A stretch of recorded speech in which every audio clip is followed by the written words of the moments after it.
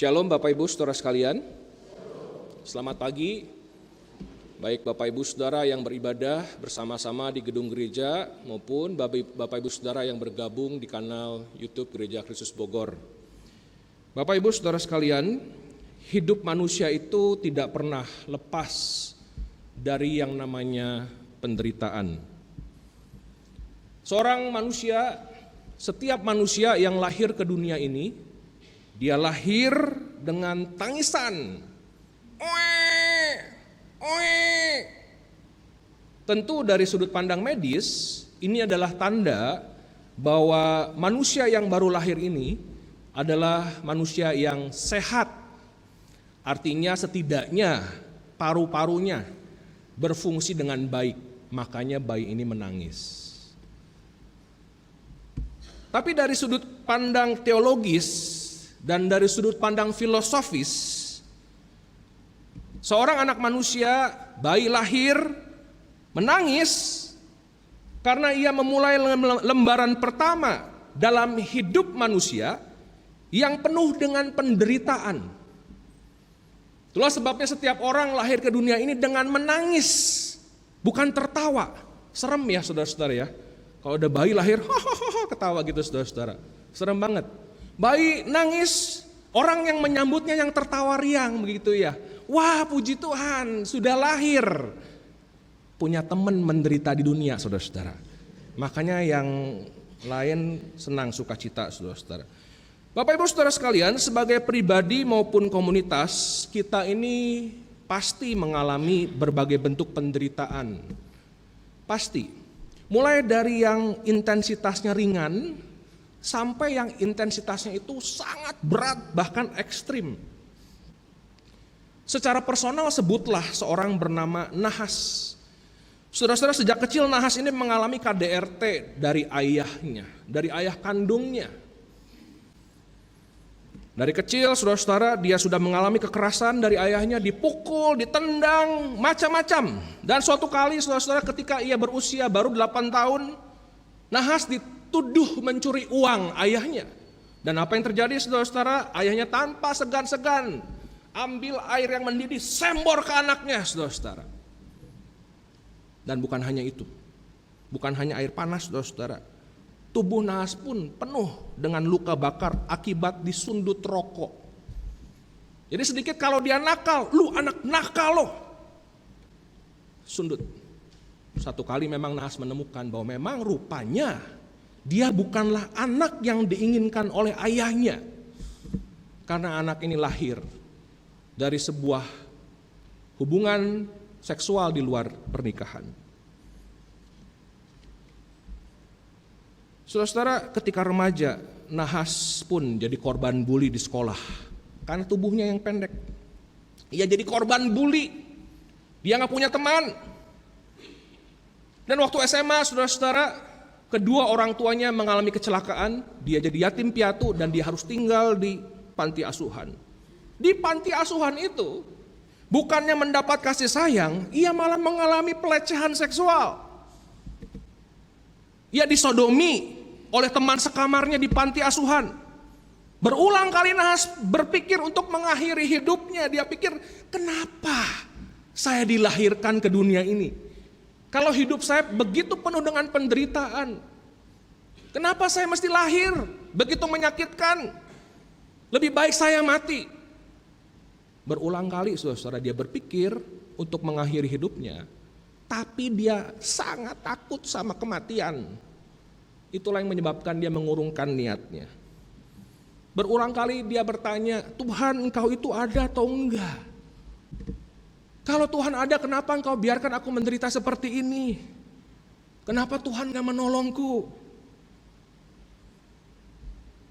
Penderitaan secara pribadi, personal. Sebagai komunitas umat manusia, saudara-saudara, seminggu belakangan ini kita menyaksikan penderitaan yang begitu mengerikan. Hari ini memasuki hari ke-8 sejak Hamas menyerang Israel begitu brutal. Saudara, konflik di Palestina itu konflik yang amat sangat kompleks. Dan saya pikir setidaknya pada kesempatan ini izinkan saya mengingatkan 3 hal saudara-saudara. Pertama saudara-saudara, konflik ini bukanlah konflik agama. Bukan. Ini adalah masalah politik dan perebutan wilayah. Jadi negara Israel saat ini, saudara-saudara, jangan pernah samakan dengan kekristenan. Kalau saudara mungkin ada sebagian yang tahu, seorang pemimpin Palestina yang bernama Yasser Arafat itu mendapatkan Nobel Perdamaian tahun 1994 karena dia berjuang untuk pembebasan Palestina, dan tujuan dia adalah untuk mendirikan negara Palestina yang demokratis bagi seluruh orang Palestina yang beragama Kristen, Yahudi, dan Islam, supaya mereka bisa hidup dengan baik, memiliki kewajiban yang sama sebagai warga negara. Jadi ingat saudara-saudara, ini bukan perang agama. Yang kedua, saudara-saudara, Hamas itu hanyalah salah satu faksi yang ada di Palestina. Banyak sekali di sana. Hamas tidak bisa mewakili seluruh rakyat Palestina, saudara-saudara. Ini berbeda dari yang namanya Organisasi Pembebasan Palestina atau PLO yang dipimpin Yasser Arafat. Beda sekali, saudara-saudara. Jadi Palestina ini sangat beragam. Makanya peperangan saat ini itu terjadi antara Israel dan Hamas. Bukan Palestina, saudara-saudara, sebetulnya. Yang ketiga, saudara-saudara, kita perlu ingat. Setiap nyawa orang Palestina yang gugur itu sama berharganya dengan setiap nyawa orang Israel yang gugur. Dua-duanya sama berharganya di mata Tuhan. Karena itu kita sangat bersedih melihat tragedi ini setiap hari. Belum berakhir juga kekerasan sampai detik ini. Ketika kita berkhotbah saat ini, saudara-saudara, ada orang-orang yang hidup dalam ketakutan. Ada orang-orang yang gak punya makanan, gak punya air, gak punya listrik, tidak ada internet. Anak-anak kecil yang kehilangan orang tuanya, bingung dia harus kemana. Di Gaza saat ini, saudara-saudara, mereka hidup mendengar ada peluru, ada rudal di atas mereka berterbangan, ada tembakan senjata. Horor sekali, saudara-saudara. 2 hari lalu saya menyaksikan kesaksian seorang ayah bernama Thomas Hen, warga Israel, yang anaknya diculik oleh Hamas, dibawa ke wilayah Gaza. Lalu dia baru menemukan bahwa akhirnya anaknya yang masih kecil, di bawah 10 tahun, cewek, saudara-saudara, sudah meninggal. Lalu apa respons Thomas Han ketika diwawancara oleh salah satu media, saudara? Dia bilang, yes, ini kabar baik, anak saya meninggal. Ini orang gila kali ya, anaknya meninggal kok kabar baik. Kenapa, saudara-saudara? Dia bilang, dari segala kemungkinan yang saya bisa pikirkan, kematian adalah yang terbaik buat anak saya. Karena kalau anak saya hidup di Gaza saat ini tanpa makanan, tanpa minuman, tanpa listrik, ketakutan, di ruang yang begitu gelap, dengan orang-orang asing, merindukan mencari saya, itu lebih parah dari kematian. Lebih baik anak saya mati. Saudara-saudara, hidup manusia penuh dengan penderitaan, mulai dari yang intensitas ringan sampai yang sangat berat, bahkan ekstrim. Dan saking beratnya penderitaan manusia, saudara-saudara, tidak sedikit orang yang mulai mempertanyakan keberadaan Tuhan. Apakah Tuhan itu betul-betul ada ya? Kalau iya, kenapa Tuhan gak nolong? Tuhan kok kayaknya diam aja? Apa Tuhan tidak mampu? Atau Tuhan tidak mau? Apakah Tuhan itu maha baik tapi tidak maha kuasa, atau ia itu maha kuasa tapi tidak maha baik? Alhasil, saudara-saudara, sebagian orang pun memilih untuk tidak lagi percaya kepada Tuhan di tengah penderitaan yang ada. Saudara-saudara, penderitaan yang hebat pun pernah dialami oleh penulis Mazmur 80, penggubah Mazmur 80. Mazmur 80 ini adalah sebuah nyanyian, saudara-saudara. Dan kondisi menyesakkan yang ia alami, penderitaan yang ia alami, inilah yang mendorong dia untuk menuliskan nyanyiannya di Mazmur 80. Sesungguhnya kondisi apa sih yang dialami oleh pemazmur pada saat itu, saudara-saudara? Saudara, banyak sarjana mencoba memastikannya, dan tidak ada seorang pun sarjana perjanjian lama yang bisa memastikan 100% konteks historisnya. Apa sih yang lagi terjadi nih di Mazmur 80 ini? Ada beberapa kemungkinan. Tetapi saya pikir, saudara-saudara, kemungkinan-kemungkinan itu tidak perlu saya bahas di sini. Tetapi satu hal yang pasti, saat itu, apapun itu, saudara-saudara, Israel itu sedang mengalami kesusahan besar sebagai sebuah bangsa. Jadi ini penderitaan bukan hanya personal, tapi penderitaan rame-rame, penderitaan komunal. Mereka lagi menderita sebagai sebuah bangsa. Israel telah dikepung dan dihancurkan oleh musuh-musuhnya. Perhatikan ayat 7, saudara-saudara. Di sana pemazmur protes kepada Tuhan. Tuhan, Engkau membuat kami menjadi pokok pertikaian tetangga-tetangga kami, dan musuh-musuh kami mengolok-olok kami. Saudara, di dalam perjanjian lama, Israel itu seringkali digambarkan sebagai pokok anggur. Dan digambarkan di dalam ayat 13, ini pokok anggur ini tanpa perlindungan sama sekali, tanpa tembok, sehingga ia bisa dipetik oleh setiap orang yang lewat. Bahkan dimakan oleh babi hutan. Babi hutan di dalam pemahaman orang Yahudi ini binatang yang haram, yang najis, saudara-saudara. Kalau buat kita mikir babi hutan, mikirin sate atau dendeng ya, saudara-saudara ya. Buat mereka babi hitam ini najis sekali. Sehingga kalau sampai pokok anggur itu dimakan sampai binatang yang najis, ini kondisi yang amat sangat memalukan, titik nadir, saudara-saudara. Jadi Israel saat itu dalam kondisi yang amat sangat menderita dan memprihatinkan.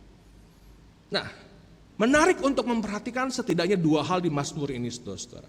Dari tengah-tengah penderitaannya sedemikian hebat, saudara-saudara, ada dua hal setidaknya yang menarik untuk kita perhatikan di Mazmur ini. Yang pertama, saudara-saudara, pemazmur melihat Tuhan itu sebagai penyebab penderitaan yang mereka alami. Pemazmur mengaitkan penderitaan yang mereka alami dengan murka Tuhan. Perhatikan ayat 5, saudara-saudara. Tuhan, berapa lama lagi murka-Mu menyala sekalipun umat-Mu berdoa. Jadi dalam konteks pada waktu itu, saudara-saudara, pemazmur meyakini Tuhan yang menyebabkan penderitaan mereka. Buat mereka penderitaan mereka bukan sekedar kebetulan, bukan sekedar ya terjadi saja, begitu tidak. Tapi ada yang menyebabkannya. Dan pemazmur meyakini yang menyebabkannya adalah Tuhan sendiri. Perhatikan ayat 6 dan 7, saudara-saudara. Engkau memberi makan roti cucuran air mata, kata pemazmur. Ngomong ke Tuhan. Engkau memberi minum air mata berlimpah-limpah. Ayat 7 diterjemahkan oleh BIMK, Bahasa Indonesia Masa Kini. Tuhan, Kau biarkan bangsa-bangsa tetangga bersengketa tentang tanah kami. Musuh-musuh kami tertawa kesenangan. Tapi yang menarik, saudara-saudara, sekalipun pemazmur mengaitkan penderitaan mereka dengan murka Tuhan, bahwa Tuhanlah yang menyebabkan penderitaan mereka, dalam Mazmur ini sama sekali tidak ada pengakuan dosa. Gak ada. Satu pun tidak kita temukan. Saya jadi bertanya-tanya, saudara-saudara. Biasanya kalau di bagian lain, kalau ada Tuhan murka, maka ada pengakuan dosa dari umatnya. Kami telah berdosa, Tuhan. Dosanya apa? Diakui begitu. Tapi kok di sini nggak ada. Jadi pertanyaan buat kita, saudara, apakah penderitaan mereka ini ada kaitannya dengan dosa mereka atau tidak? Saya pikir jawabannya bisa ya, bisa tidak. Ini jadi tanda tanya. Yang pasti, saudara-saudara, dalam penderitaannya pemazmur merasa Tuhan ini lagi marah ke Israel. Gara-gara dosanya atau bukan? Entah, bisa ya, bisa tidak. Marahnya karena apa? Tidak tahu, tidak disebutkan juga di sini, saudara-saudara. Dan saya merenungkan, saudara-saudara, dalam kedaulatan Tuhan mungkin saja Mazmur 80 sengaja dibiarkan ambigu seperti ini oleh Tuhan. Sehingga Mazmur ini bisa mewakili penderitaan manusia. Entah itu kita alami akibat dosa kita, ataupun penderitaan yang sama sekali tidak ada kaitannya dengan dosa kita. Saudara, tidak semua penderitaan yang kita alami itu akibat dosa kita. Dosa selalu mengakibatkan penderitaan dalam hidup kita ataupun dalam hidup orang lain. Tetapi tidak semua penderitaan yang kita alami itu adalah akibat dosa kita. Misalnya sebagai contoh, saudara-saudara, seorang yang buta sejak lahirnya yang dicatat di Yohanes pasal 9. Ketika Yesus dan murid-muridnya lewat, ada orang yang buta sejak lahir, murid-muridnya kepo. Bukannya suruh sembuhin ya. Bingung ya, saudara-saudara ya. Lihat orang buta, tahu Yesus bisa menyembuhkan. Muridnya kan, Rabi, ada orang buta, tolong sembuhin. Enggak begitu, malah kepo. Rabi, ini buta dari lahir, siapa yang berdosa, Rabi? Dia atau orang tuanya? Apa jawab Yesus? Yesus bilang, bukan dia, bukan juga orang tuanya, tetapi supaya pekerjaan-pekerjaan Allah dinyatakan dalam dia. Jadi penderitaannya buta sejak lahir bukan karena dosa sama sekali.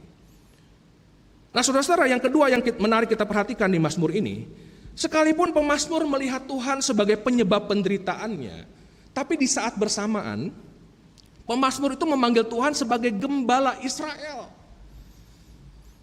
Itu yang dia sebut, hai gembala Israel, di ayat 2. pasanglah telingamu. Tapi saudara-saudara, gembala Israel ini tidak membaringkan Israel di padang yang berumput hijau. Gembala Israel ini tidak menuntun ke air yang tenang. Dan hidangan yang disediakan oleh gembala ini adalah roti cucuran air mata dan minuman air mata yang berlimpah-limpah. Pemazmur meyakini, saudara-saudara, Tuhan yang menyebabkan mereka menderita saat ini juga adalah Tuhan yang membebaskan mereka dari perbudakan di Mesir. Tuhan yang membuat Israel menjadi bangsa yang besar. Ini yang digambarkan di ayat 8 sampai 12, saudara-saudara. Tuhan yang mengangkat pokok anggur itu dari Mesir, mencabutnya dan menanamnya, menjadikannya besar.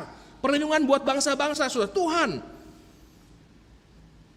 Jadi Tuhan yang menyebabkan mereka menderita juga adalah Tuhan yang menyebabkan mereka jadi bangsa yang besar, membebaskan mereka dari perbudakan di tanah Mesir. Dan inilah saudara-saudara yang mendasari pemazmur untuk berseru berkali-kali, pulihkanlah kami ya Tuhan. Gembala kami itu, buatlah wajahmu bersinar maka kami akan selamat. Saudara, kalau perhatikan itu diulang 3 kali. Di ayat 4, di ayat 8, dan di ayat 20. Pulihkanlah kami, buatlah wajahmu bersinar maka kami akan selamat. Doanya, pulihkanlah kami. Buatlah wajahmu bersinar ya Tuhan. Ini tentunya mengingatkan kita pada berkat, kalimat berkat di bilangan 6 ayat 24 sampai 26. Saudara, apa yang bisa kita renungkan dari Mazmur ini? Setidaknya satu hal, saudara-saudara, yang ingin kita sama-sama renungkan pada pagi hari ini. Saudara, sekalipun kita merasa Tuhanlah yang menyebabkan kita menderita, tetap pegang tangannya. Jangan pernah lepaskan tangannya. Karena seandainya pun betul Tuhan lagi murka sama kita, saudara-saudara, Tuhan itu murka bukan sebagai musuh kita. Tuhan itu murka sebagai gembala kita yang baik. Yang kadangkala saudara-saudara menuntun kita bukan ke air yang tenang, kadang-kadang menuntun kita untuk melalui lembah kekelaman dalam hidup. Kalaupun kita merasa Tuhan lagi marah sama kita, saudara-saudara, ingat, Tuhan tidak akan pernah marah sebagai musuh kita. Dia adalah tetap gembala kita. Kadangkala yang Tuhan kasih makan ke domba-dombanya adalah roti cucuran air mata dan minuman air yang berlimpah-limpah, kata pemazmur. Mungkin dalam hati ada yang protes, di mana baiknya boksu? Kalau baik masa bikin menderita? Saudara-saudara, mana yang anak kecil suka?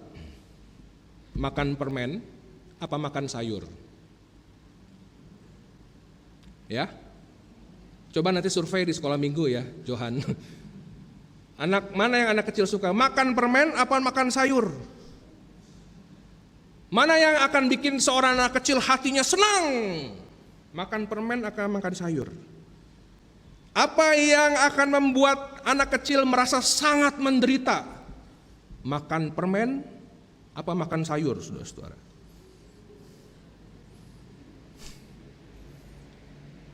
Saya yakin 100% akan jawab makan permen bikin hati saya senang, kata bocil-bocil, saudara-saudara. Dan makan sayur buat kebanyakan anak, termasuk anak saya, itu adalah penderitaan yang luar biasa. Tapi orang tua yang baik, yang waras, tetap akan paksa anaknya makan sayur. Ada amin? Ketika anak yang ngerjong-ngerjong, nggak mau mama, nggak mau pak, dia paksa, lu harus makan sayur. Anaknya sampai raung-raung menderita, mama papa membuatku menderita, ini makanan pahit, luar biasa. Tapi mama papanya akan kasih itu sayur yang pahit. Karena mama papanya tahu sesuatu yang anak kecil itu belum paham. Itu buat kebaikannya, buat kesehatannya. Sehat di mana mama? Hatiku nangis ini makan sayur. Aku nggak bahagia, aku bahagianya makan permen. Enggak, kata mama papanya, makan ini sayur. Seorang anak yang dibawa imunisasi, saudara-saudara, anak yang takut sama jarum suntik, mana yang akan bikin senang? Dibawa buat suntik atau enggak? Pasti enggak. Bawa suntik nangis-nangis, saudara-saudara, bahkan berkali-kali lagi ya.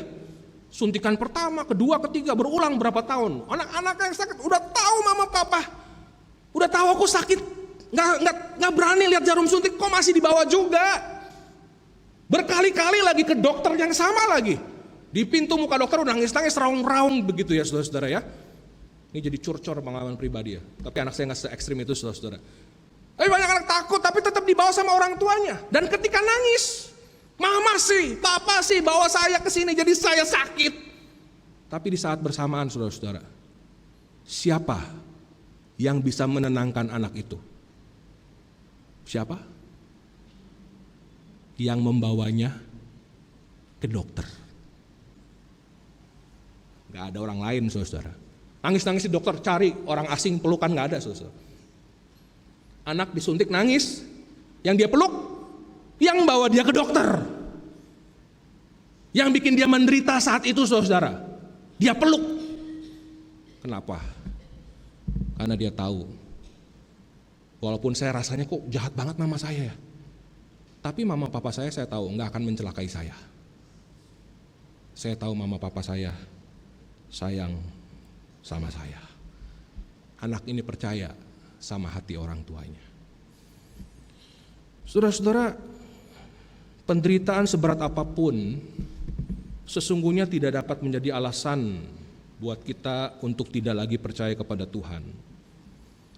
Mungkin secara rasional kita nggak pernah bisa memahami kenapa ya ini harus terjadi. Kenapa ya itu terjadi, apalagi kita yang overthinking begitu ya. Makin banyak pertanyaan, kita bertanya-tanya dan protes kepada Tuhan, kenapa Tuhan? Saudara, itu manusiawi.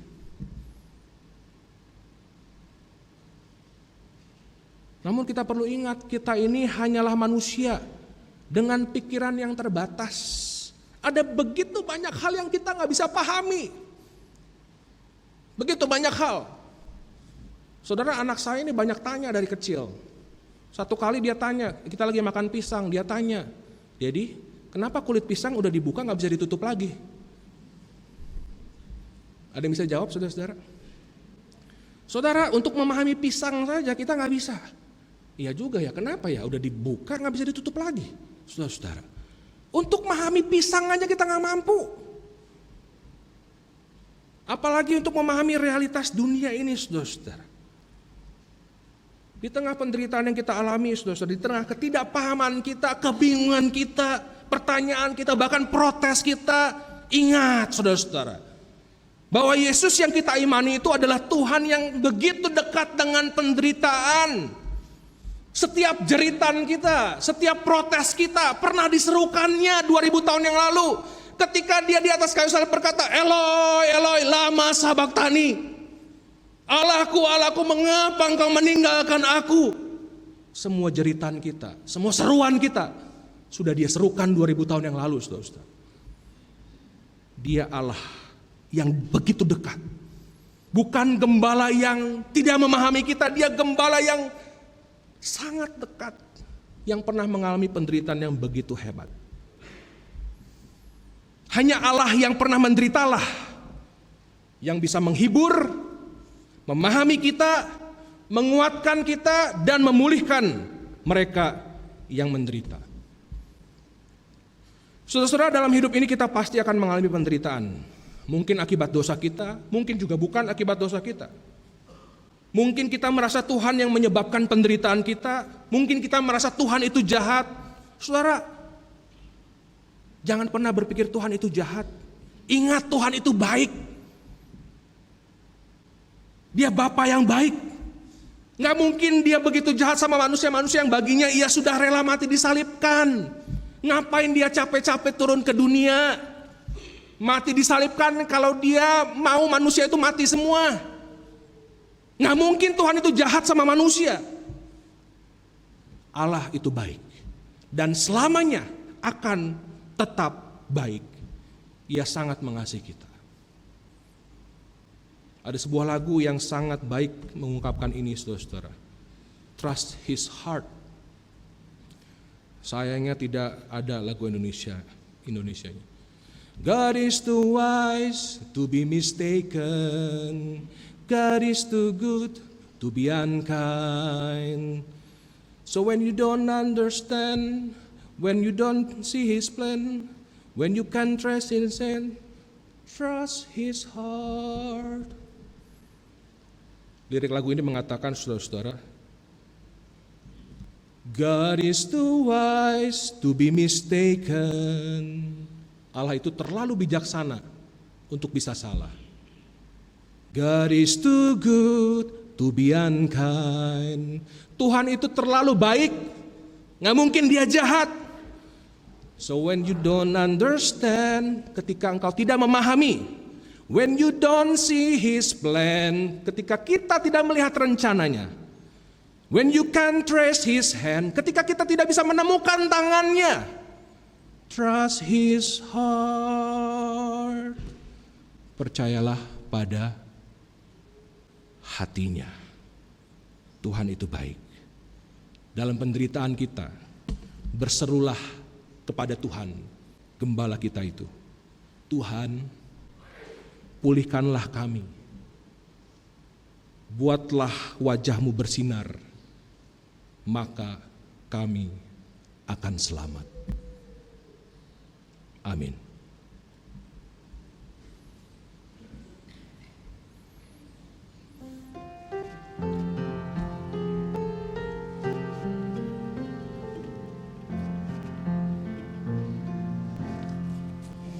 Yakin Tuhan